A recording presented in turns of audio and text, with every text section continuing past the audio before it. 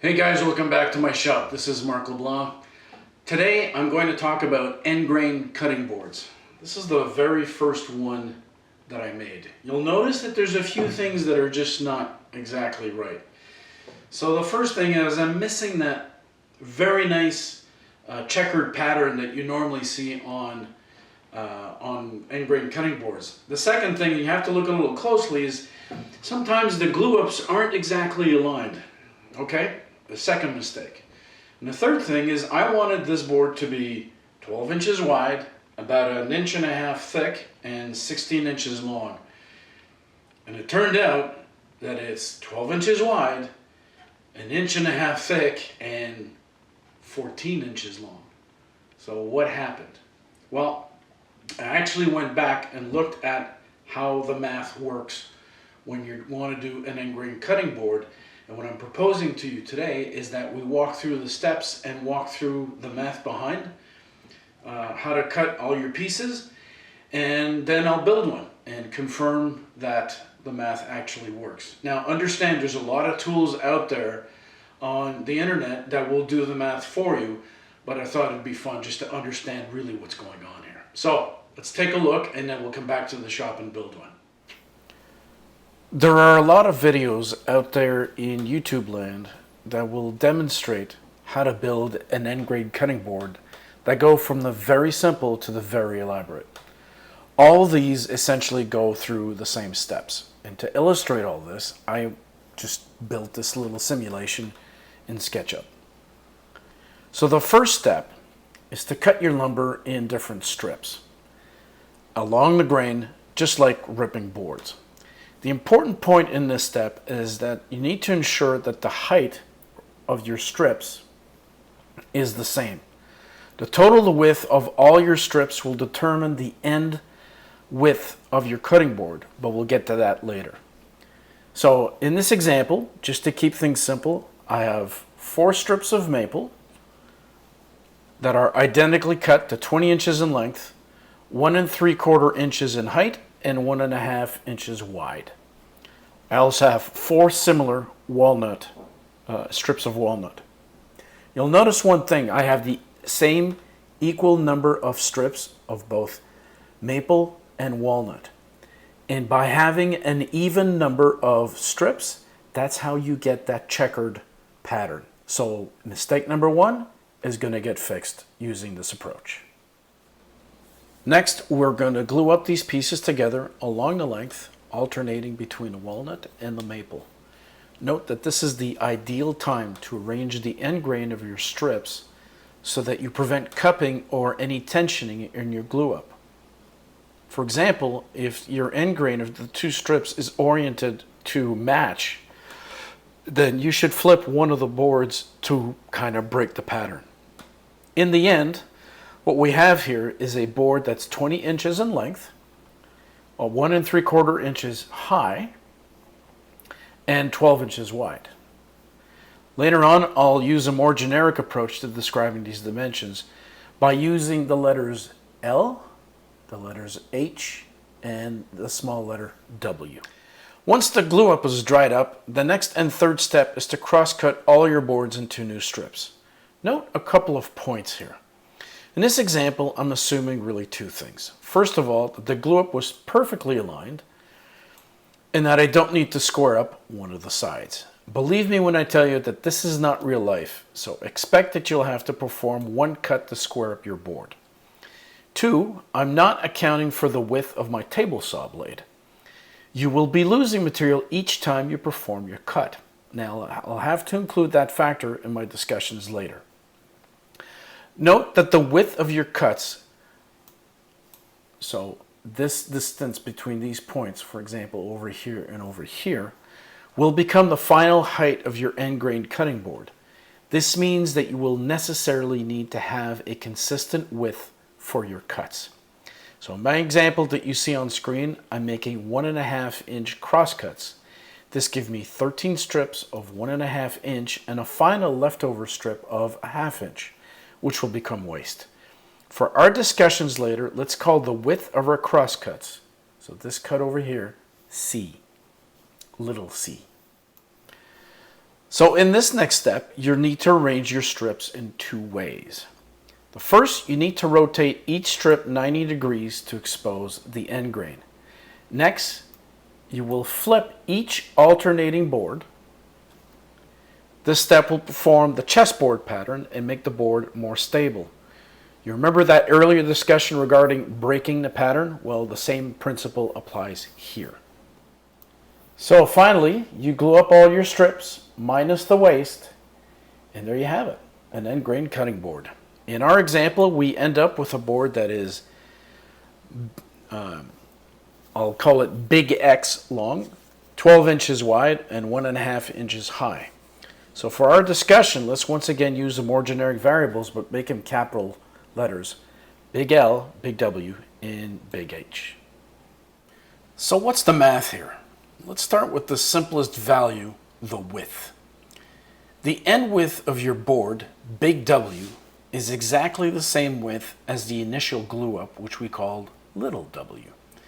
This means that if you want a 12-inch wide cutting board, the total width of all your initial strips needs to total 12 inches. Now let's look at the thickness or height. In step 3, when our initial glue up had dried, we made a series of crosscuts. The width needed to be consistent, and we had identified that value as little c. We already know that this value corresponds to our final height, big H. So if we want a board that is 1.5 inch high, our crosscuts needs to be that width or that wide. Again, very simple. The most complex formula in all this is this one that's on screen that lets you determine the initial length of the boards that you're going to use. And that's little l.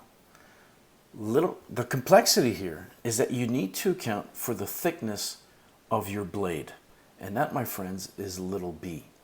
You see, what happens is that once you do your initial glue up and you make your second cuts, these are the cross cuts. So you're going to be cutting the board, and that's either little c or we also know it as big H. You also need to account for that blade. That, when you add those numbers together and multiply that by the final length that you're looking for in the initial height of your boards, then you're going to get, all that math will give you the initial length of your boards. In my example, I have 2-inch thick rough stock. So I'm going to mill that to about 1.75 inches thick. I want to end up with a board that's about 14 inches in length.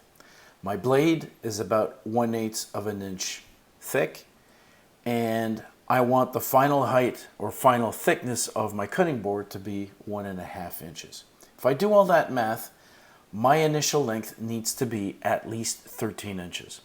I'm going to play it safe. In the example that I'm going to build with you, I'm going to cut my initial length to 15 inches and we'll take it from there.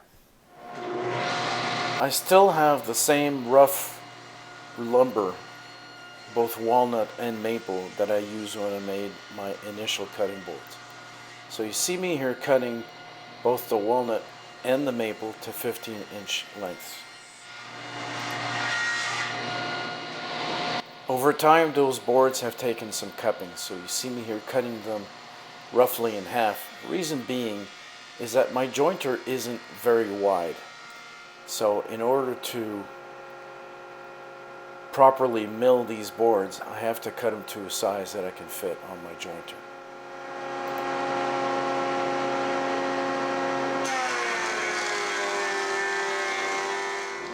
And I ended up jointing one of the faces and one of the sides.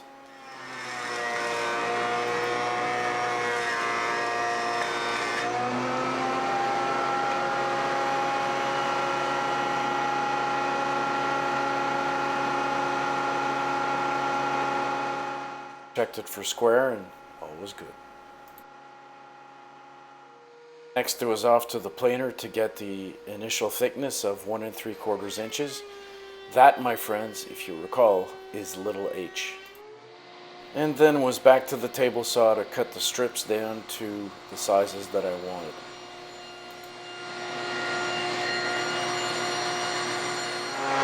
Now My table saw isn't great, so what I ended up doing is going back to the jointer and making sure that each of the faces was nice and flat.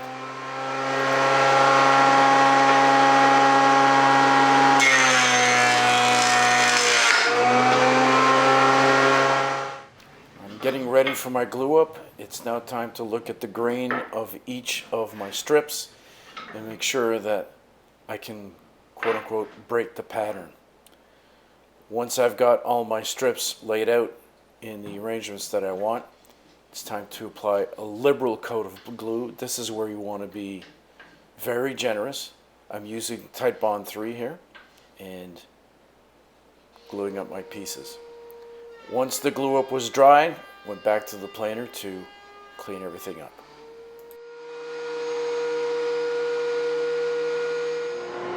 The next step is to do my cross cuts. I first started by cleaning up one of the edges so that it would start with one square edge. Then I put a stop block and I started cutting my strips to 1.5 inch. That, folks, is big H. And the next step is where you have to be really patient and really take your time. Once again, I apply lots of glue to the faces of my boards or my strips that I've cut, and then I glued them up 2 by 2, taking really taking my time to make sure that things were properly aligned. This is where, the little attention to detail is going to go a long way to making your piece look really extra special.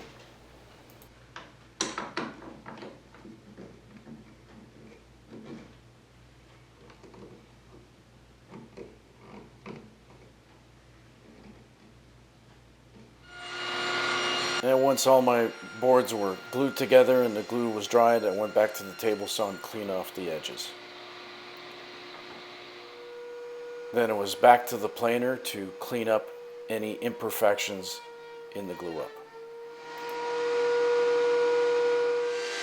I then went to my router table and using a round over bit, just rounded off all of the edges.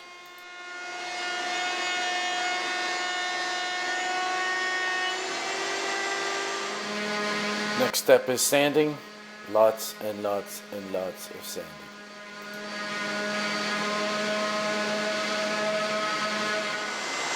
Using my router table and a round-nosed bit and setting up the fence so that I had good measurements, I dropped down the cutting board and just slide it across, not the full way, so that I have a nice juice line. I went to 3 different depths in order to do this progressively.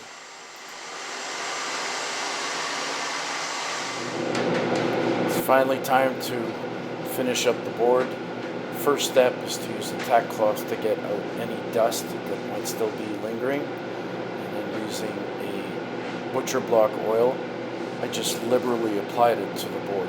This thing just soaked up that oil like you wouldn't believe, so it took a couple of coats to really bring out all the grain.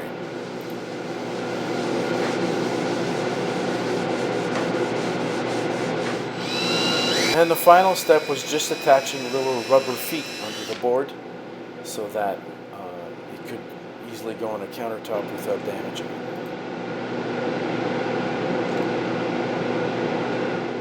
In the end, I got the board that I wanted. It's 1.5 inch thick, 12 inches wide, and 14 inches long. Gave this to my daughter for her birthday. Thanks for watching. If you like this video, click the like button, hit subscribe. I'd love to hear from you as well. See you next time.